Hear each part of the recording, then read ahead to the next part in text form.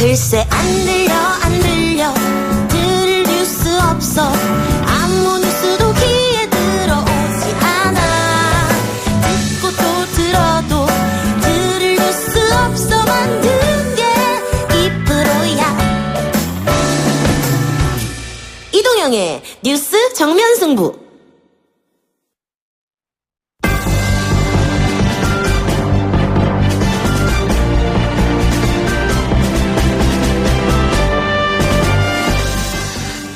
뉴스 정면승부 3부 시작하겠습니다. 9월 평양 공동선언의 합의, 의미와 전망에 대해서 이야기하고 있는데요. 2부 끝날 때 제가 북미 협상이 속도를 낼 것인가, 정용 실장 말대로, 그리고 또 트럼프 반응, 이런 질문을 하고 답변을 못 들었습니다. 자, 답변 듣겠습니다. 정 의원님. 네. 정의용 안보실장이 2차 대북 특사 갔다 와서요. 쭉 브리핑하면서 김종대 의원님, 기자들이 묻지도 않았는데 유엔 총회는 안 간다, 없다, 이렇게 얘기했어요. 네. 묻지도 않았는데. 저는 그래서 묻지도 않은 말을 이렇게 하길래 뭔가 좋은 조짐이 보인다. 어쩌면 유엔 총회 그리고 11월 6일 미국 중간선거 이전에 뭔가 큰 게 하나 성과가 있지 않을까 이렇게 생각했거든요. 오늘도 역시 정의용 안보실장이 브리핑을 하면서 공개되지 않는 부분 속에서의 많은 논의와 진전이 있었다, 이렇게 얘기를 했거든요. 그럼 그게 뭐냐? 그것은 트럼프의 종전선언을 이행하게 하는 그 무슨 단서가 있지 않겠느냐.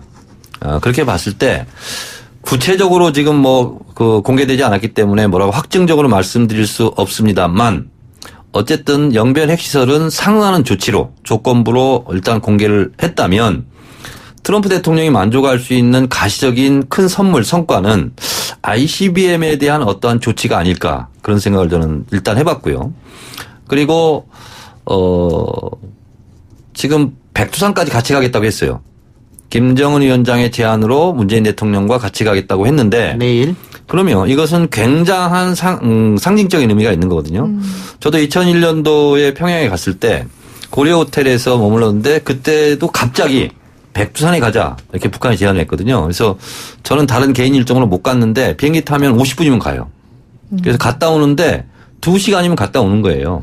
그래서 백두산까지 둘이 갔다 오면서 북미 정상회담이라든가 아니면 한미 정상회담에서 어긋나는 일이 있겠는가, 그렇게 저는 생각합니다. 예. 자, 이승원 평론가가 똑같은 질문에 대한 대답을 해 주시고요. 그 답 듣고 나서 김종대 의원은 다른 질문 하겠습니다. 지금 군사운영하고서까지 서명을 했습니다. 그 내용은 GP를 철수하고 JSA 비무장화 추진하고 DMZS 공동유해 발굴하고 한강 공동으로 조성에 합의하고 이런 건데 NLL은 왜 빠졌는지 그거 대답 부탁드리겠습니다. 자, 이승원 평론가. 저한테 주신 질문이 어떤 거죠?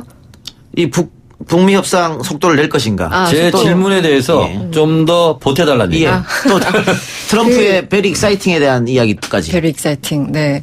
저는 이거 우리 합의문 나오자마자 트럼프가 몇 시간 만에 트위터를 할지 굉장히 궁금했는데 불과 1시간 정도 지난 다음에 거기 시간 자정쯤이었다고 하잖아요. 그러니까 얼마나 유심히 보고 있었는지, 이것이 단순한 호기심, 궁금증 이런 것보다는 이 11월 중간 선거를 앞두고 지지율이 30%까지 떨어지고 있는 지금 트럼프의 어떤 조급함도 함께 실려 있다고 보고 있습니다. 그래서 어떤 단어를 쓸지 저도 아까 트위터를 잠깐 봤는데 약간 좀 조마조마하던 마음을 약간 한시름 놨다라는 어떤 그런 게 좀 느껴지는 문장들이었어요. 트위터에 나온 그 단어들을 보니까.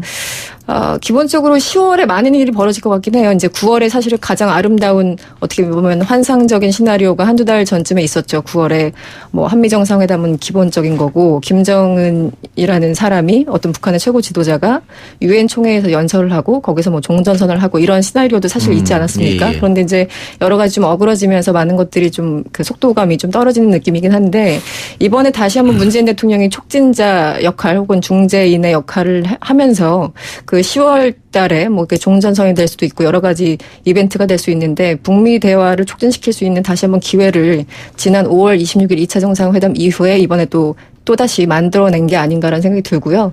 트럼프는 트럼프의 어떤 정치적인 그 이익을 위해서라도 지금 북한과 무엇인가를 해야 되는데 그 자락을 이번에 평양에서 좀 깔아준 것이 아닌가라는 생각이 듭니다. 예. 자, 한마디만 꼭 짧게 덧붙이자면 붙여주세요. 가까운 시일 내에 김정은의 서울 답방을 예. 얘기했어요. 그러면 가까운 시일 내라는 것은 문재인 대통령이 올해 아니다 이렇게 얘기를 했어요. 네. 그럼 그 실현이 가능할 거면 뭐겠어요? 북미 정상회담을 통해서 종전선언을 한다라는 거예요. 가까운 시일 내에 올 수 있는 조건이. 그래서 저는 많은 부분이 지금 준비되어 있지만 비공개를 하고 있다. 그것은 트럼프의 공을 돌려서 11월 중간 선거 승리를 위해서 문재인 대통령과 김정은 국무위원장이 선거에 굉장히 도움되는 역할을 지금 충분히 할 자세가 돼 있다. 준비되어 있다. 이렇게 생각합니다. 예. 자, 김정대 의원님. 아까 제가 드린 질문에 답해 주시기 바랍니다. NLL이 왜 빠졌냐. 예.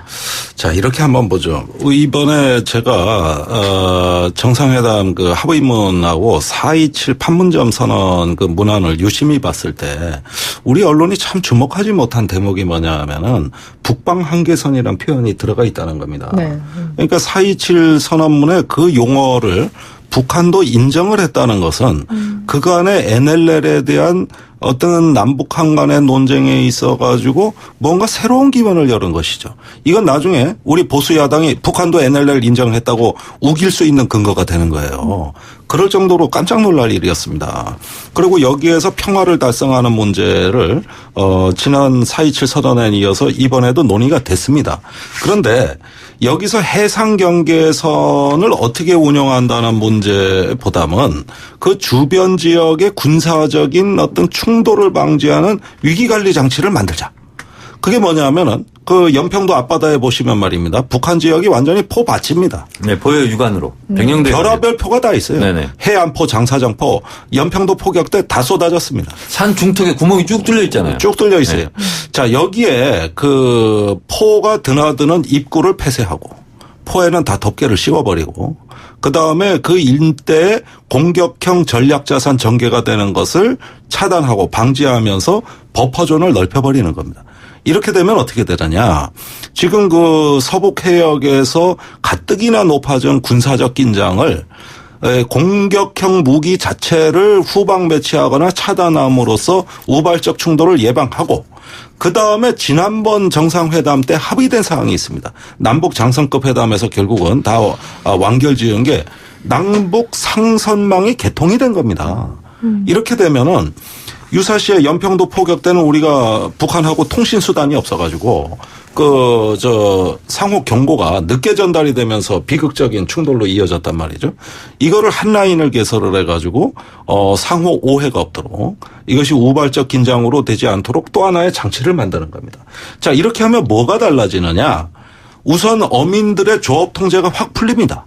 지금까지는 남북 군사적 긴장 때문에 조업 구역이 제한된 범위로 이렇게 갇혀 있다 보니까 이런 조업구역을 완화했을 때 예전의 조업구역으로만 넓혀져도 어획고가 40% 증가합니다. 오, 그렇게 당장. 많은가요? 예, 꽃게가 40% 더 많이 잡힙니다. 그래서 이쪽 일대에서 경제적 이익이 군사적 긴장 완화와 함께 한껏 높아지니까 전체는 안 되고 일부 지역에서 우선 시범적으로 평화 수역을 만들어서 공동 어로구역을 한번 해보자. 이건 완전한 게 아니다. 일단 시범적으로 먼저 해보는 거다. 예. 자, 그럼 여기까지 합의했다는 건 뭘 의미하겠어요? 노무현 대통령이 김정일한테 위원장한테 얘기했던 그 기존의 해상 경계선은 그대로 놔두고 그 위에 평화의 지도, 경제의 지도를 덮어 씁시다. 이렇게 설득을 했을 때 김정일 위원장은 안 된다는 말 안 했습니다. 그러니까 그게 지금 실행 단계에 들어가는 거예요. 그러니까 NLL 문제는 건드릴 필요가 없는 겁니다. 이번에 왜 NLL 문제를 건드립니까? 이미 4.27 선언의 북방 한계선 표기가 인정이 되게 있고 그러면 그걸로 해서 건너뛰어 가지고 그 다음 단계로 점프해버리면 어떻게 됩니까? 이 지역이 이제는 분쟁의 수역이 아니라 평화의 수역으로 바뀔 수 있는 단초가 열린 겁니다. 이걸로 충분합니다. 당장 전면적으로 무리하게 다 공동 어로 수역 할 필요 있을까요? 전 그럴 필요 없다고 봅니다. 일단 주민들이 원하는 게 중국 어선 또 우리 어선끼리도 이 어구 설치한 게 네 거냐 내 거냐를 갖고 싸우는데 북한 선박하고 괜시리 그런 분쟁의 소지를 만들지 말고 예. 우리가 마음껏 고기 잡을 수 있는 긴장 완화 조치를 먼저 하면서 일부 지역에 제한되게 공동어로 수역으로 확장해 나가면 그게 왜 나쁘냐는 거예요. 예. 이게 제가 보기에는 NLL 부근에서 우리가 합의할 수 있는 최대치를 이미 했다. 나중에는 운용만 잘하면 된다는 거예요. 네. 더 이상 욕심낼 필요 없습니다. 예. 김종대 의원 말씀을 좀 더 보완하자면 이런 겁니다. 이번에 3차 정상회담에 두 가지 목표가 있다면 4.27 판문점 선언에서 합의한 것을 어떻게 이행할 것인가. 이런 문제 하나하고 어떻게 북미 정상간을 중재를 잘해서 종전선언 새로운 북미 관계 수립 한반도 비핵화를 열 것인가. 중재자로서 역할 두 가지거든요. 지금 김종대 의원이 말한 것은 남북관계 부분이거든요. 이것은 판문점 선언 2조에 나와 있어요. 지금 말씀하신 그대로입니다. 2조에 보면 1항 남과 북은 지상과 해상 공중을 비롯한 모든 공간에서 군사적 긴장과 충돌의 근원으로 들인 상대방에 대한 일체 적대 행위를 전면 중지한다. 그래서 비행 금지 구역도 오늘 발표하지 않았습니까? 몇 킬로 내에 중지하겠다. 그리고 두 번째 얘기한 김종대 의원이 얘기한 게 바로 이거예요. 남과 북은 서해 북방 한계선 일대를 평화 수역으로 만들어 군사적 우발적 충돌을 막는다 이거 아니에요? 저는 그 한 문장에 기절했어요. 그렇습니다. 지금까지 남북 간에 북방 한계선란 저표기 때문에 이 난리가 났던 거였고 네.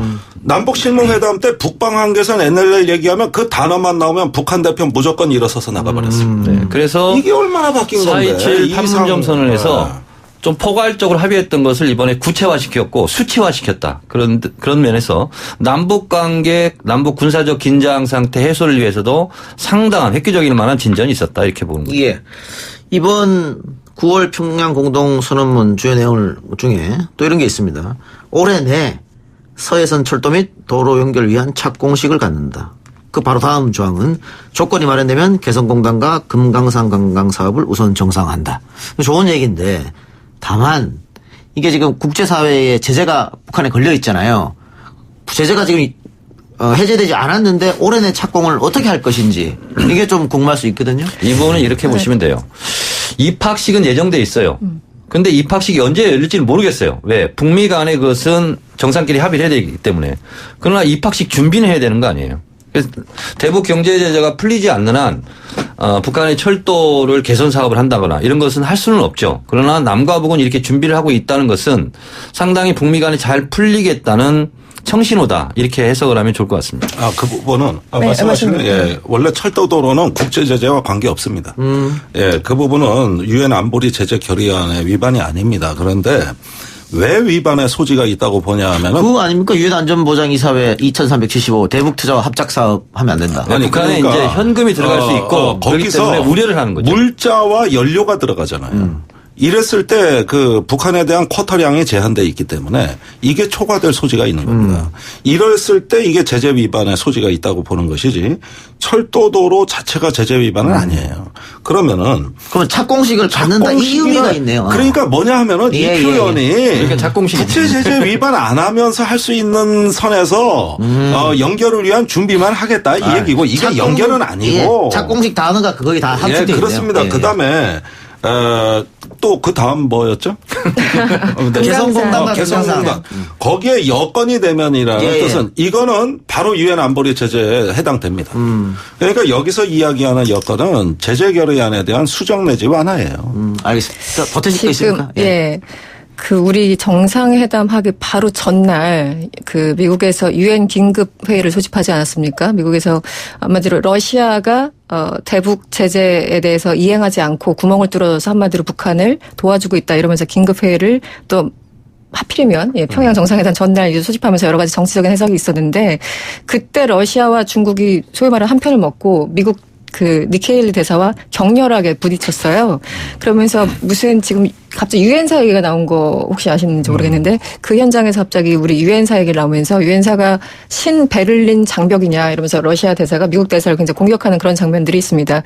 이 얘기는 뭐냐면은 굉장히 지금 그 남북 간에 뭔가 진척이 이루어지고 개선이 이루어지는 거에 대해서 미국이 너무나 예민하게 반응하고 있다는 거에 대해서 러시아와 중국이 이제 또다시 이제 반박을 하는 그런 과정들이었는데 이 신베를린 장벽 유엔사 얘기가 왜 나왔냐면 우리가 지난 8월 20일인가요? 그때 이제 남북 공동으로 철도 그 한번 조사 한번 하겠다라고 이제 얘기를 했는데 유엔사에서 그것을 거부했지 않습니까? 그래서 그때 우리 정부에서도 좀 아쉬움을 표명하면서 일단 공동 조사 착수를 한번 그 유엔사가 무산시킨 바가 있었습니다. 거기에 대해서 사실상 유엔에서 싸움이 붙은 그런 좀 그 난감한 그런 상황이었는데 어찌됐든 우리 남북 그 공동 연락사무소 하나 마련하는 것, 철도 도로 까는 것, 이 모든 것에 대해서 미국 행정부는 굉장히 좀 불편해하고 있는 건 사실 같습니다. 그렇기 때문에 법적인 어떤 제재 조치를 피해가면서 우리가 조금 그 재량권을 발휘해서 가긴 가되 미국과 또 정면으로 부딪혀가지고 좋을 건 하나도 없잖아요. 여기에서 좀 유연성을 좀 발휘하는 게 고민을 하다 나온 게 오늘 이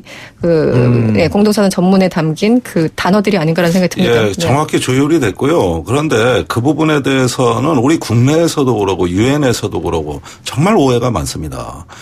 우선 유엔사가 거부했다는 실상은 조금 더 유연한 해석이 필요합니다. 과거에 우리가 김대중 대통령 때 금강산 관광, 육로 관광을 남북 간에 합의했습니다. 그러나 1년 넘게 진척 안 됐어요. 결국 육로 관광은 노무현 대통령 시절 와서야 됐습니다. 그럼 왜 그런 일이 있었냐면 유엔사 문제였습니다. 그때도 이 철도와 도로가 연결된다고 하는 것은 전방의 군사 대비에 영향을 주는 사건이기 때문에 이 정전협정의 법적 주체로서의 유엔사의 검토 기간은 반드시 필요한데 유엔사가 거부한 게 아니라 그 절차를 거치느라고 지연이 된 거예요. 그러니까 이번에도 똑같은 프로세스는 진행 중에 있는 겁니다. 그러면은 유엔사 해체가 뭐 종전선언하고도 연계돼 있고 뭐도 연계돼 있고 이게 마치 풍전등화에 지금 그 상황에 놓여가지고 대한민국 안보가 해체된다는 게 자유한국당 주장이고 또 지금 유엔사가 이것을 발목을 잡으면서 적절하게 남북 경협을 갖다가 견제하고 있는 것처럼 이야기를 합니다만 전부 사실이 아닙니다. 그런 요인은 구조적인 거예요. 예. 어차피 한반도의 위기관리의 법적 주체는 한국군이 아닙니다. 이건 누가 뭐래도 유엔 결의에 의해서 되는 거니까요. 그러면 이걸 어떻게 풀어야 되느냐. 제 생각에는 당분간 유엔사의 존재는 평화협정 체결 이전까지는 아무런 의제도 아닐 뿐더러 공론화할 필요도 없는 주제고 또 우리가 남북관계가 이제 그 개선이 됐을 때 남북군사공동위원회가 된다면 그때 유엔사와 남북군사공동위원회라는 이중체제로 한반도 위기관리가 바뀝니다. 이거 아주 난제입니다, 사실은. 그래서 유해발굴 문제하고 저 JESA 평화지대화 문제는 이건 유엔사하고 협의 없이 남북 지금 이 합의 갖고 안 돼요. 이건 하늘이 두 쪽 나도 안 되는 겁니다. 그래서 제가 오늘 파악한 정보로는 뭐냐면은 이렇게 남북 간의 철도도로 연결, 유해발굴, JESA의 평화지대화 문제는 미국 측의 제안은 뭐냐면 3자 체제로 가자는 거예요. 유엔사, 남북한. 이 3자 체제가 요 세 건 철도도로 문제하고 유해발굴 그다음에 JESA 비무장화 이거는 여태껏 우리가 보지도 못하고 듣지도 못했던 새로운 시스템으로 갈 가능성을 미국이 먼저 그 가능성을 타진하고 있다는 겁니다. 이건 매우 좋은 소식인 거죠. 알겠습니다. 오늘 지금 정치인 두 분 원내 각각 한 분씩 나와 계시니까 원외를 강조해야 돼요. 그래도 삼선 의원이셨으니까. 자, 국회 삼선 의원처럼 보여요? 재선 의원입니다. 예. 국회 비준 동의에 관해서 아마 청와대는 정상회담 전에 조금 해달라고 요청했습니다만 정상회담 후로 지금 미뤄진 상황인데 그 남북 정상회담에서 합의문을 발표했음에도 불구하고 야당은 이거 가지고는 국회 비준 동의 못 해주겠다 지금 이런 반응이 있는 것 같아요. 어떻게 보세요? 제가 봤을 때는 뭐 굳이 이렇게 꼭 서둘 필요가 있느냐. 그래서 정상회담 이후로 미룬 것은 잘한 것 같고요. 그리고 아마 문재인 대통령이 이제 서울에 와서 국회 비준 동의 해달라고 하기도 안 할 거예요. 자유한국당은. 그러면 저는 굳이 그것을 싸움을 하면서까지 반쪽짜리로 통과시킬 필요는 없겠다 이렇게 보고 어차피 올해 안에만 통과되면 되는 거니까 내년에 예산 쓰는 거니까 그 예산 쓰는 것도요 트럼프 대통령이 오케이 안 하면 못 하는 거예요 사실상. 그래서 굳이 서두를 필요는 없고 만장일치하는 것이 모양새도 좋고 실질적으로도 좋겠다 이런 생각이 들어서 결국은 북미 정상회담을 통해서 종전선언이 있어야 그다음부터 진도를 빼기 때문에 그 순서대로 하자고 지금 자유한국당이 주장을 하는데 트럼프 대통령과 김정은 위원장이 만나서 종전선언하고 그리고 새로운 북미 관계 그리고 핵시설 신고하고 리스트 신고하고 사찰 들어가고 하는 단계까지 갔는데도 우리는 못하겠다 이렇게 자유한국당이 말할 수 있는 명분은 없거든요. 그렇게는 못할 거예요. 그렇게 못합니다. 그러면 절대 못합니다. 결국은 12월 달에 가서 해결될 수 있는 문제겠다 이런 생각이 듭니다. 예, 동의하십니까? 예. 자, 그런데 문제는 말입니다. 지금 그 미국 내 상황이라는 게 굉장히 지금 어려운 상황인 건 맞거든요. 전 미국의 뭐 공화민주 또 언론까지 해서 트럼프 두들겨 패기. 예. 이러면서 지금 이 북미 간의 관계 개선을 할 수 있는 동력이 굉장히 유감스럽게도 약화된 상황입니다. 영어에 아서니스트라는 단어가 있습니다. 제가 이거 참 재밌게 들었는데 한국말로 방화범이라는 뜻이에요. 그게 백악관 관리의 표현인데 지금 대북 정책이 파탄 날 때만 기다리는 그걸 기다려서 백악관에 신나 뿌려서 불질러 버렸어요. 그걸 방화범들이 워싱턴에 득실득실하다. 그러는 가운데 가는 평화다. 예. 그래서 지금은 북한이 미국에 묻고 있습니다. 북미 정상회담, 2차 정상회담 합시다. 이겁니다. 저는 트럼프 대통령이 그 결단을 내릴 수 있다면 또 지금 정치적 상황이 그럴 수 있다면 저는 한반도 문제에 진짜 우리가 어떤 찬란한 비전이 예. 이제 현실화될 예. 수 있다고 올해 안으로도 가능하다고 예. 저는 봅니다. 올해 안에 북미 두 번째 정상회담 가능성에 대해서 지금 언급하셨는데 그렇다면은 이소은 평론가 11월 달에 중간선거가 있습니다. 미국. 그러면 하려고 한다면 만약에 북미 정상회담을 네. 그 전에 이루어져야 하는 게 아닌가 이런 평가가 많아요. 그렇죠. 그 모양새가 왜냐하면 중간 선거에 힘을 받기 위해서라도 트럼프는 어떻게 보면 북미 정상회담을 통해서 북한으로부터 이 비핵화의 실질적인 선제적인 조치를 받아낸다면 명단이 됐든 뭐가 됐든 그게 이제 중간 선거에 가장 도움이 될 텐데 아무것도 없이 지금까지 뭐 더군다나 여러 가지 지금 최근에 스캔들도 또 터지고 있잖아요. 그런 상황에서 지지율이 낮은 상태에서 지금 전망으로는 제가 지난주에 그 미국 일부 언론에서 나온 거 봤더니 30%대의 지지율인데다가 중간 선거를 지금 만약에 당장 치른다면 하원은 당연히 이제 민주당으로 넘어가는 그런 이제 예측 보도들이 많이 나오고 있기 때문에 그 이후에는 더더욱 힘들죠. 그러니까 공화당이 과반 이상을 차지하는 지금 상황에서도 내부의 적들이 이렇게 많은 상황인데 예를 들어 뭐 하원이 됐던 상원이 됐던 민주당으로 완전히 그 과반이 넘어간다면 정치적인 동력은 완전히 상실하게 되는 그런 상황이 되기 때문에 만약에 한다면 2차 북미 정상회담은 중간 선거 전이 될 것이다. 그게 도움이 될 것이다. 저는 그렇게 보고 있습니다. 하게 된다면 이 10월 15일부터 20일. 정상회담 날짜까지. 앞두고 제가 여러 군데서 얘기했던 건 뭐냐 하면은 지금 시간이 없다. 이런 상황에서 뭔가 남북한의 전기가 지금 북미 그 정상회담 또는 그와 유사한 관계 개선으로 확장되지 않으면 예. 굉장히 어려운 상황이 닥칠 수 있다. 이거 정말 지금 상황이 어떤 그 골든타임 아니냐. 이런 이야기를 자꾸 하게 되는 거예요. 제가 봤을 때는 이미 이 공은 트럼프 대통령 결심에 달려 있다. 이렇게 보는데요. 문재인 대통령과 김정은 위원장이 퍼포먼스를 여러 가지 했지 않습니까? 저는 굉장히 중요한 의미를 봤던 것이 카퍼레이드예요. 카퍼레이드를 시작한 시점 거기가 어디냐면 순환공항에서 내려서 계속 평양 시내 쪽으로 오다가 첫 번째 시설물이 조선 3대 혁명 소조 기념관이에요. 우리가 지구본으로만 이렇게 보였잖아요. 거기가 북한으로서는 어떤 의미를 갖냐면 사상, 기술, 문화 혁명에 대한 총체적 업적 성과물을 전시해 놓는 데입니다. 그래서 평양 시민들은 낮에 근무하다가도 거기를 가요. 거기 갔다 오겠다. 그래서 평양 시내 시설물 중에서 평양 시민들이 가장 많이 가서 보는 데가 거기예요. 우리로 치면 코엑스 전시관입니다. 거기 가면 북한에 대한 기술, 사상, 문화가 어느 정도 발달되어 있는지를 다 아는 데예요. 그리고서 여명거리로 이제 이어지잖아요. 우리가 TV를 보면서 북한에도 저렇게 큰 건물이 있었어? 높은 건물이 있었어? 거리가 깨끗하네? 그것을 그 시점부터 보여주고 싶었던 거예요. 김정은 국무위원장은. 왜 그랬을까? 이미 김정일 국무위원장은 6차 전원회에서 핵 경제 병진 노선을 포기하고 우리 경제 발전 노선으로 가겠다라는 걸 천명한 상황이에요. 그러면 트럼프 당신도 보라 이거예요. 내가 말한 것을 이렇게 실천하고 있고 문재인 대통령과 바로 이 지점부터 우리가 카퍼레이트를 해서 우리 평양시를 보여주는 거예요. 그래서 저는 김정은 국무위원장이 카퍼레이드 시점을 거기를 선택한 그 지점을 선택한 것이 매우 의미가 있다 이렇게 보고 지금까지 정상회담도 백화원 초대소에서 주로 했어요. 근데 왜 이번에는 조선노동당사 SS가 그것은 본인의 집무실에서 한 거예요.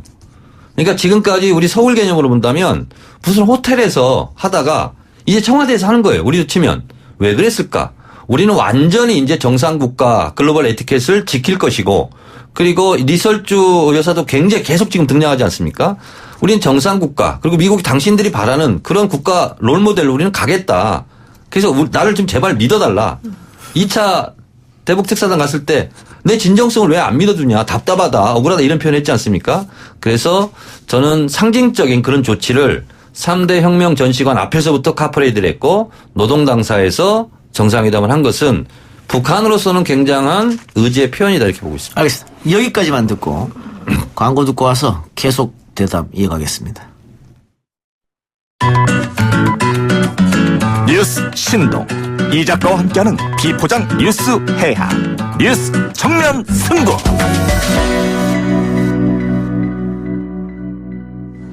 예, 4부 시작하겠습니다. 자, 방금 트럼프 대통령과 김정은의 만남 두 번째 11월 중간선거 전에 이루어질 것이다. 정청래 의원 날짜까지 10월 15일에서 20일 사이? 제가 정치를 해봤잖아요. 10월 15일에서 20일 정도 해야 한 2주 정도 캠페인을 하는 거거든요. 11월 6일이기 때문에. 그렇다면 너무 늦으면 안 되거든요. 이게 선거 효과가 없기 때문에. 그리고 대한민국 저도 국민의 한 사람으로 트럼프를 제가 응원할지는 진짜 꿈에도 몰랐지만 어쨌든 트럼프 대통령 중간선거가 승리해야 트럼프 대통령이 북핵 이 문제를 해결했더니 나에게 지지율이 높아지고 선거도 좋은 결과가 나오더라. 이래야 앞으로 우리가 지금 북미 간에 약속했던 이런 부분도 지켜줄 수 있거든요. 아니 뭐 북한 문제를 내가 잘 해결했는데도 선거에 아무런 효과도 없고 정치적으로 나한테 이득이 없다. 이렇게 판단해버리면 할 필요가 없는 거잖아요. 저는 트럼프 대통령이 개인적으로 참 고마운 것이 지금까지 한반도 평화 이 문제는 변방의 이슈였어요. 예. 이렇게 미국 역대 대통령 중에 북한이 한반도 평화 문제를 이렇게 노심초사하면서 깊이 공부하고 이해를 높여가고 있는 대통령은 지금 처음이에요. 그래서 트럼프 대통령이 만약에 이 문제에 대한 특별한 성과를 내서 중간선거에서 승리를 한다면 봐라. 오바마도 못하고 클린턴도 못했던 것을 내가 하고 있다. 이렇게 본인의 성품상 자랑을 많이 할 수 있지 않습니까?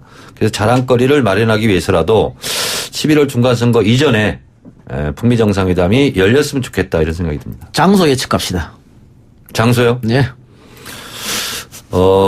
김정은 국무위원장이 에라 모르겠다. 내가 기왕에 쓰는 거 워싱턴으로 가겠다. 그리고 뉴저지 트럼프 골프장에서 골프 한 판 칩시다. 화끈하게 이렇게 할 수도 있겠다. 생각. 그럼 어떻게 비행기는 또 중국한테 빌립니까? 미국이 보내주는 것 하지는 않겠죠. 네. 그래요. 그런데 예. 이 지금 의외의 다른 시나리오도 나오고 있어요. 김정은 위원장이 전격적으로 본인의 결단에 의해 서울에 오겠다고 했습니다. 예. 그때 트럼프 대통령이 한국에 오는 겁니다. 그렇게 해가지고 한 10월쯤 유엔 총회가 끝나고 3자 정상회담으로 돌리는 방법도 있습니다. 그러니까 이게 오늘 좀 의외로 많이 도는 소문들이에요. 유력한 시나리오라고 저는 보는데요. 북미 정상회담이라고 하는 게 지금 이 시점에서 절체절명인 이유는 뭐냐면은 장관급 실무회담을 맡기면 다 깨져요. 지금까지 김영철 폼페이오 회담이 한 번도 잘 된 적이 없습니다. 잘 된 것처럼 포장됐을 뿐이지 실제로는 비핵화에 관해 워낙 다른 접근법을 갖고 있으니까 안 된단 말입니다. 예. 그런데 지금까지 버텨온 거는 정상 외교고 또 그 정상 외교에 그 이어주는 끈은 친서 외교였어요. 그렇죠. 지금까지 정상들 간의 친서 외교가 살아있었기 때문에 이만큼 평화 프로세스가 안 깨지고 있었던 거지. 지금 공무원들은 자기 업무에 충실하려고 하다 보니까 까칠해지게 마련이고 깐깐하게 협상합니다. 그러니까 결국은 하나의 안전밸브가 마련됐다. 그건 정상 간의 관계다. 그래서 신뢰가 없는 상태에서 신고사찰은 절대 이루어지지 않습니다. 오히려 재앙이 될 가능성이 높아요. 그래서 제가 보기에는 비핵화에 대한 가장 중요한 방법론을 정상의 몫으로 남겨놓고 10월에 한번 대승부를 걸어보는 이런 어떤 그 시나리오 계획이 가능한데 이거를 제가 보기엔 문재인 대통령이 할 수 있습니다. 예. 예. 아니 김정은이 서울 오겠다고 파격적 결심했을 때는 뭔가 있다고 봐야 되는 거예요. 그거를 이제는 남북 간에 우리가 만나서 할 얘기는 다 했으니 주연 배우를 좀 바꾸자는 겁니다. 예. 그러니까 방금 말씀하신 대로 김정은 국무위원장이 가까운 시일 내로 서울을 방문한다라고 그 선언문 안에 들어가 있고, 근데 문재인 대통령은 가까운 시일은 올해 아니다. 네네. 못을 박았거든요. 그렇죠. 예. 네. 그런데 처음 있는 일이잖아요. 우리 쪽에서 많이 갔으면 3번이나 갔습니다만 처음 오는 일인데, 이번에 TV에서 봤습니다만 어쨌든 한 10만 명 동원된 거고 거리도 깨끗하고 이렇게 되는 건데 우리는 그게 안 되잖아요. 우리는 못하죠. 그러니까 반대 세력들이 또 와서 또 시위할 수도 있잖아. 이런 걱정도 있을 것 같은데. 당장 저번에 그 평창 동계올림픽 앞두고 김영철 부위원장 왔을 때 그 일부 정치인들 가가지고 막 들어놓고 막 이랬잖아요. 그리고 보수단체들 뭐 서울 시내에서도 뭐 항의하고 뭐 집회도 하고 이게 뭐 민주주의 국가에서 당연한 얘기고 뭐 보수단체가 있으면 또 진보단체 와서 뭐 맞불 시위하고 예. 이런 것들은 아주 정말 대단하게 펼쳐질 거라고 생각합니다. 사실은 저도 약간 좀 걱정되긴 해요. 다른 데도 아니고 이제 서울 한복판에 오는 건데 저는 아까 그 아이디어도 괜찮은 것 같다는 생각이 드네요. 물론 이제 지난 6월 12일 날 싱가포르 정상회담 이후에 그 트럼프가 장장 1시간 넘게 기자회견을 했잖아요. 그때 나온 워딩으로 제가 기억을 하는데 김정은 위원장을 백악관으로 언제 한번 초대할 수 있다 뭐 이런 취지의 워딩이 하나 있었어요. 네, 그때 있었죠. 백악관이라는 단어를 썼던 것 같은데요. 네.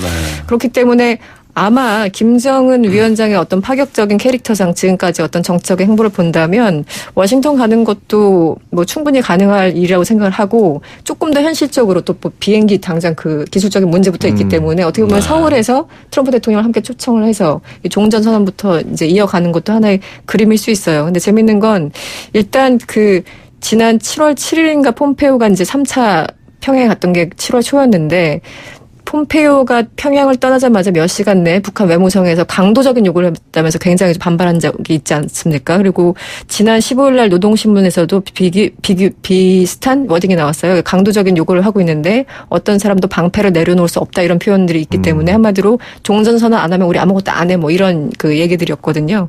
그러면서도 소위 말하는 갈라치기라고 하죠. 우리는 그럼에도 불구하고 트럼프 대통령에 대한 신뢰는 여전히 있다. 주변에 있는 참모들이 문제다. 이런 워딩이 같이 있어요. 노동신문에 보면. 그러니까 마지막으로 김정은도 그렇고 트럼프도 마지막으로 김정은에게 그 상호 간의 어떤 신뢰를 이런 식으로 계속 표출하는 걸 보면 충분히 가능한 일이 아닐까. 그때 당시에도 협상이 결렬되니까 폼페이오가 트럼프한테 잘못 전달할까봐 그게 우려돼가지고 네네네네. 부랴부랴 노동신문에서 트럼프한테 직접 메시지를 공개해버리고 친서까지 보낸 네, 겁니다. 그랬죠. 네. 이게 지금 중간에 참모들도 못 믿겠다는 정서가 있는 거예요. 그래서 김정은과 트럼프가 직접 친서를 주고받아야 되는 사정이 존재하는 겁니다.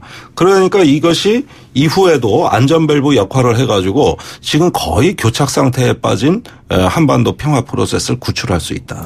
이렇게 보는 것이죠. 생각난 제가 아까 인용했던 그 미국 인터넷 매체 복스라는 데서 보도한 것 중에 하나가 그거라는 거잖아요. 7월 초에 폼페이오가 갔을 때 네. 자꾸 딴 얘기하고 종전선언 안 해준다고 하니까 그 북한의 관리들이 사찰 얘기만 했어요. 네. 네. 나가서 그러지 말고 트럼프 대통령한테 좀 전화 한 통 하고 와 막 이런 얘기를 했다는 거예요. 네. 그러니까 북한 관리들이 너무 답답해가지고 그러니까 지금 어떻게 보면 정말 강경한 볼튼 보좌관과 매티스 국방장관이 한켠에 있고 트럼프 대통령은 뭔가 좀 하려는 거고 폼페이오는 약간 좀 중간에 끼인 그런 형국이 아닌가라는 생각이 듭니다. 네. 그렇습니다. 그래서 폼페이오에 대한 불신이 이제 그런 이상한 행태로 나타났고요.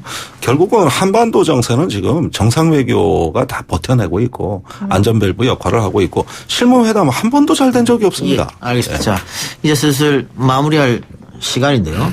자, 4차 남북 정상회담은 뭐 예정된 거나 마찬가지잖아요. 언제가 될지 확실히 우리는 알 수가 없습니다만. 그럼 그 사이에 북미 대화가 상당히 진전될 것이다. 이렇게 이제 세 분이 공통적으로 예측해 주셨으니까. 이 마무리 발언 해 주시면서, 이번 선언문에 어떤 담긴 뜻이라든가 또 앞으로 예측 포함해서 한마디씩 하고 끝내도록 하겠습니다. 자, 1분씩 드리겠습니다. 정현 먼저 하실래요?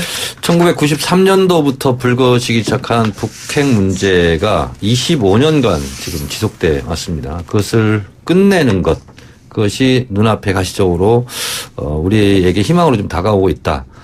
긍정적인 것은 지금까지는 바텀업 방식으로 실무자들끼리 협의하다 깨지고 했는데 가장 긍정적인 것은 김종대 의원도 지금 말씀하셨다시피 정상 간의 탑다운 방식으로 하기 때문에 어느 때보다도 성공 가능성이 높아졌고 어느 역대 미국 대통령보다도 이 문제에 대한 해결하려고 하는 의지, 집착 이런 것이 트럼프 대통령이 강하고 그러다 보니까 이해도가 좀 높아졌지 않는가 다른 역대 미국 대통령보다 그런 부분이 한반도 평화에 상당히 긍정적인 시그널을 주고 있고 무엇보다 중요한 것은 문재인 대통령이 겸손함을 잃지 않고 트럼프 대통령과 김정은 대통령을 예우함으로써 두 정상에게 공을 돌리려고 한 자세가 굉장히 지혜로운 그런 외교를 펼치고 있다.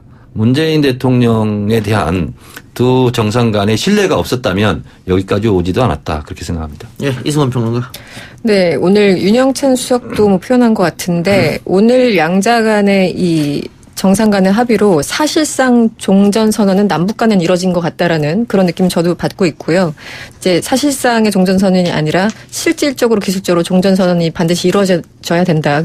그럴 때에만 미국이 그렇게 받는 비핵화의 조치가 조금 더 속도감 있게 이뤄질 수 있을 것이라 전 예상을 하고 그렇기 때문에 올해 안에 이 종전선언이 반드시 좀 이루어졌으면 하는 그런 바람입니다. 네. 예, 김정대 의원님.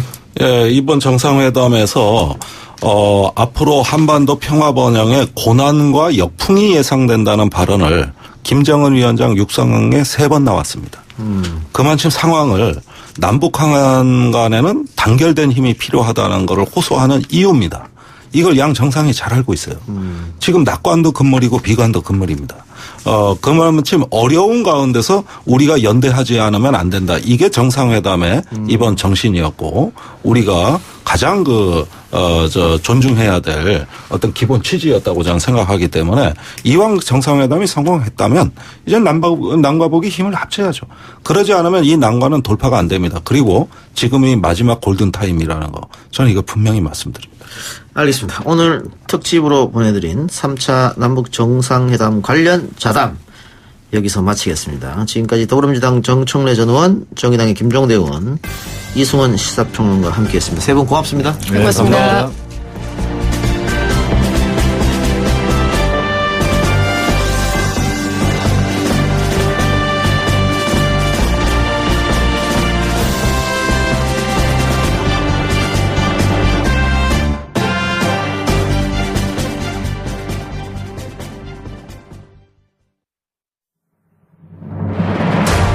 이 작가는 독하다. 이 작가는 거칠다.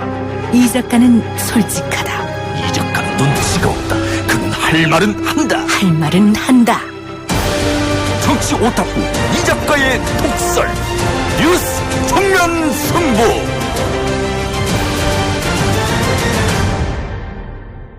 예, 오늘 하루 종일 특집으로 보내드리고 있는데요. 평양 정상회담 관련해서 총 브리핑 하실 분 나왔습니다. 아시아경제 장용진 기자. 안녕하십니까. 예, 어서 오십시오. 오늘 제가 기자 생활하면서 이런 소식을 또 전하게 돼서 참 기쁘게 생각됩니다. 예, 그렇습니다. 문재인 대통령과 김정은 북한 국무위원장의 남북 정상회담 그리고 평양 공동선언문 오늘 하루 종일 화제였는데 그랬죠? 외신들도 속보로 다 다뤘다고요? 네, 그렇습니다. 일단 뭐 아시아 각국의 주요국들은 전부 다 이 남북 정상회담의 합의 내용을 아주 그 주요 뉴스로 신속하게 타전을 했습니다. 특히 이 트럼프 대통령의 트윗까지 함께 이 소식을 전하면서 이 남북 정상회담이 아주 잘 진행되고 있다라고 이렇게 소식을 일제히 전했습니다. 가장 대표적인 곳이 바로 싱가포르 언론들인데요. 싱가포르이 아시다시피 이 북미 정상회담이 열린 거 아니겠습니까? 예. 그래서 이 남북 정상회담이라든지 앞으로 북미 회담의 진행 방향 이런 것들에 대해서 아주 심도 있는 그런 보도를 내놨는데요. 다만 외국 언론들이 다 비슷한데 싱가포르 언론도 마찬가지인 것이 이 비핵화가 구체적으로 뭐 거론되지 않았다라고 하면서 약간 실현의 의문점을 뭐 보내는 그런 전문가도 있다. 이런 약간 조금 딴지를 걸었다고 해야 될까요? 이런 보도가 눈에 띄긴 합니다. 예. 일본 언론들도 그런 식으로 썼다는 얘기도 제가 들었는데. 일본 언론은 좀 도가 지나쳤죠. 마치 내용을 보면은, 좀 잘 안 되기를 바라는 듯한 뭐 그런 내용이 뭐 그런 느낌이 팍 들 정도였는데 그렇습니다. 약간 좀 삐딱하다 싶기도 하고요. 보기에 따라서는 이 자유한국당이라든지는 보수야당이 반응과도 좀 비슷해 보이기도 합니다. 교토통신 같은 경우에는 이 북한이 이 핵시설 폐기 의사를 표명한 것은 북미 협상에 파탄이 빠지는 북미 협상이 파탄에 빠지는 것을 피하기 위해서 뭔가 뭐 진전을 보여줄 필요가 절박해졌기 때문이다. 약간 조금 뉘앙스가 이상하죠. 이렇게 보도를 했고요. 니온 게자이 신문 같은 경우에는 동창리 엔진 시험장과 미사일 발사대의 연구 폐쇄를 합의했지만 미국이 요구한 핵시설 목록 제출과 검증 등 세부 사항이 담기지 않았다. 뭐 이렇게 하면서 폄하했네. 그렇죠. 네. 그러면서 미국이 어떻게 평가하는지가 향후 비핵화에 초점이 될 것이다. 뭐 이렇게 얘기를 했습니다. 그러니까 그래서 뭐 구체적인 리스트를 지금 제출한다는 게 사실 순서상 맞지도 않고요. 예. 이게 뭐 한꺼번에 다 해결될 것 같았으면 벌써 했죠. 그럼. 예. 그리고 뭐 진행 과정을 아니, 보면 그렇습니다. 그 리스트를 지금 제출하는 것은 두 손 두 발 다 들으라는 얘기잖아요. 그렇죠. 북한으로서도 얻고 싶은 게 있을 텐데 뭐 체제 보장이라든지 이런 것들이 있는데 이거 함께 좀 교환을 했으면 좋겠다라는 것인데 글쎄요 뭐 니혼계좌신문 같은 경우는 그렇습니다. 이게 잘 안 되기를 바라는 그러니까 일본 경제신문이 있죠. 니혼계좌신문 예. 우리식으로 읽어보면은 그러니까 아마 뭐 우리나라도 그렇고 일본도 그렇고 이 경제신문 쪽이 약간 좀 극우 보수 성향을 성향을 좀 띠죠. 가고 예, 있는 예. 것 같습니다. 특히 극우 성향의 대표적인 신문이 산케이 신문 산케이, 아니겠습니까? 이 산케이 신문은 이런 얘기를 했습니다. 미국의 반응이 주목된다. 문 대통령이 미국을 방문했을 때 트럼프가 어떤 반응을 내놓을지 주목된다. 이런 평가를 예. 내놨어요. 그러니까 미국한테 모든 것이 달렸다. 뭐 이런 얘기를 한 것도 약간 조금 그렇습니다. 예. 우리나라 남북한을 모두 비하하는 듯한 그런 알겠습니다. 표현이죠. 일본 언론도 생중계, 중국 언론도 생중계를 했던데 네, 중국은 그렇습니다. 어떻게 보도했습니까? 중국은 사실 중국 관영 CCTV가 중간에 뉴스를 끊고 생방송으로 전했습니다. 그래서 동시 통역사를 배치해서 자세하게 소개를 했고요. 특히 합의안, 남북 정상간의 합의안까지 아주 세세하게 자세하게 소개를 했습니다. 중국 언론의 태도는 이렇습니다. 남북 간의 관계 개선이라든지 비핵화, 군사적 긴장 완화가 모두 포함됐고 남북 경제 협력 문제도 논의됐다. 라고 이렇게 보도를 했습니다. 다만 중국은 조금 아쉬워하는 게 좀 역력해 보여요. 그런 남북 간의 관계 진전에 중국이 조금 개입을 하고 싶은데 또 한 역할을 하고 싶은데 조금 제외되고 있다. 그런 면에서 약간 좀 서운해하는 그런 모습이 좀 보이는 것 같기도 예. 합니다. 러시아나 독일 등 다른 외신은 어떻게 보도했습니까? 당장 미국 같은 경우도 그렇고 영국 같은 경우는 남북 정상회담에 대해서 신뢰의 토대를 구축했다. 뭐 이런 표현을 내보냈고요. 그다음에 유럽계 그 통신사죠. AP통신 같은 경우에는 여기도 조금 그렇습니다. 워싱턴의 요구 수준에는 조금 못 미치는 것 같다. 뭐 이런 내용이 좀 예. 포함된 것 같습니다. 우리 야당은 그 남북 정상회담 결과에 대해서 어떻게 반응했습니까? 뭐 여당은 당연히 환영의 뜻을 나타냈을 테고요. 글쎄 제가 아까도 잠시 얘기했습니다만 일본 주요 신문들의 반응과 대체로 좀 비슷해 보입니다. 김성태 자유한국당 원내대표는 오늘 열린 그 비상대책위원회와 중진위원회 연석회의에서 사실 그 딴 얘기를 좀 했어요. 문재인 대통령 수행을 나간 이해찬 대표가 북한과의 약속을 제대로 지키지 못했다면서 이게 과연 또 제대로 한 거냐 이런 지적을 했고요. 특히 이제 비핵화의 구체적인 내용이 합의되지 않았다 또는 비핵화의 구체적인 내용이 공개되지 않았다 이런 부분을 가지고 좀 문제를 삼는 것 같습니다. 바른미래당 역시도 비슷한 반응을 내놓은 것으로 보입니다. 예. 자, 그리고 이번에 남측 수행단이 북측을 방문하면서 수행단의 각 정당 대표들 포함됐지 않습니까? 그렇습니다. 보수야당은 빠졌습니다만은. 이해찬, 정동영, 이정미 대표. 근데 북측 인사하고 면담이 예정돼 있었는데 불발됐어요. 네. 많이들 궁금해합니다. 왜 무엇 때문에 지금 이정미 대표 같은 경우에 착오가 있었다 이렇게 얘기를 하는데 네. 상식적으로 납득이 안 가거든요. 글쎄 저도 상식적으로 좀 납득이 안 가는 부분입니다. 이것은 남북 정상회담이 끝나면 남측으로 귀환한 다음에 좀 책임 여부, 좀 책임 소재를 좀 가릴 필요가 있어 보입니다. 지금 확인된 것으로는 그렇습니다. 일정을 전달하는 와중에서 착오가 있었다.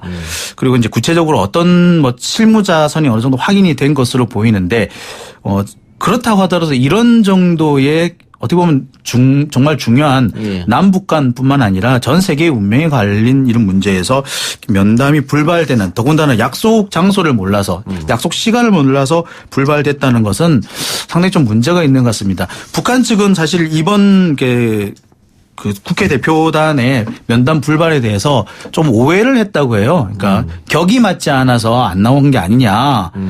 그렇게 생각을 했다고 그래요. 오늘 김영남 그 최고인민회의 상임위원장이 오늘 이해찬 대표를 만나서 그런 얘기를 했다고 합니다. 그래서 이해찬 대표가 아니다라고 해명을 했었는데 어쨌거나 북한 입장에서는 어제보다는 면담을 하는 그 회의 격을 높였죠. 김영남 그 상임위원장 같은 경우는 사실 북한의 명목상의 수반이거든요. 예. 그러니까 우리 국회의장과 동격이기도 합니다만 그런 면에서 보자면 뭐 북한으로서는 현재 최선의 예우를 다하고 있어 보이는데 왜 이런 문제가 생겼는지에 대해서는 좀 더 면밀하게 좀 확인해 볼 필요 있을 것 같습니다. 현재로서는 뭐 착오가 있었던 게 맞는 것 같긴 합니다. 예. 그러니까 이해가 안 된다는 것은 그 보좌관들도 있을 테고 일정 네. 체크하는 비서관들도 있을 텐데 기자들도 다 알고 미리 가서 대기하고 있었는데 이 3정당 대표만 몰랐다고 하는 게 이제 일단 맞지 않는 거다. 그렇죠. 그래서 이해할 수가 없는 부분이죠. 이상한 거고요. 물론 북한에서 처음 이 3당 대표들을 맞이하러 내보낸 인사는 그 소위 말하는 격이 많이 안 맞았던 건 사실입니다. 좀 안 맞을 수도 예, 있죠. 많이 안 맞았어요. 예. 많이 안 맞았는데 그렇다고 해서 격이 안 맞으니까는 일부러 이렇게 펑크를 냈다. 그것도 좀 이상하지 않습니까? 그렇죠. 예. 예. 사실 뭐 김영남 위원장의 그 지적은 사실 뭐 사과를 겸해서 약간 좀 애둘러서 좀 비판을 했다고 볼 수 있는 게 맞을 것 같아요. 사과도 포함됐다고 예. 볼 수 있을까요? 왜냐면 북한 입장에서도 그렇죠. 아무래도 저 손님을 맞는 입장이니까 그렇죠. 뭐 좀 더 예우를 했어야 되는데 네. 죄송합니다라고 하는 것입니다만 사실 좀 뼈가 있죠. 사실 좀 뭐 남쪽에서 좀 결례를 한 게 아니냐라는 것을 좀 지적하신 것 같습니다. 예. 애둘러서 지적한 것으로 보이는데 어쨌든 근데 다시 회담은 했죠. 예, 회담을 했고 오늘 회담에서 상당히 좋은 성과가 나온 것으로 보입니다. 국회 간 그 대화 채널을 만들기로 했고요. 또 그다음에 그동안에 이제 중단됐던 남북 관계에 대해서 뭐 소외도 얘기를 했었고 앞으로 좀 더 좋은 관계를 만들어 보자라는 대화가 의미 있게 좀 진행이 된 걸로 보입니다. 예.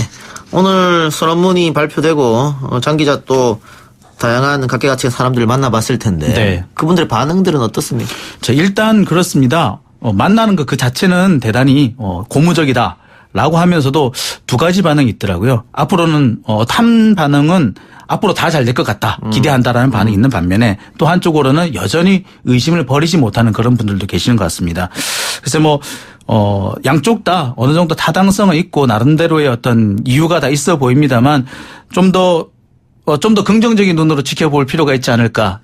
너무 북한이 약속을 지키지 않을 것이다라는 선입견을 세우고 보는 것은 모두에게 이롭지 않은 결과가 나오지 않을까 좀 우려가 되는 측면도 있습니다. 알겠습니다. 오늘 장 기자님 브리핑은 여기까지 듣겠습니다. 네, 고맙습니다. 수고하셨습니다.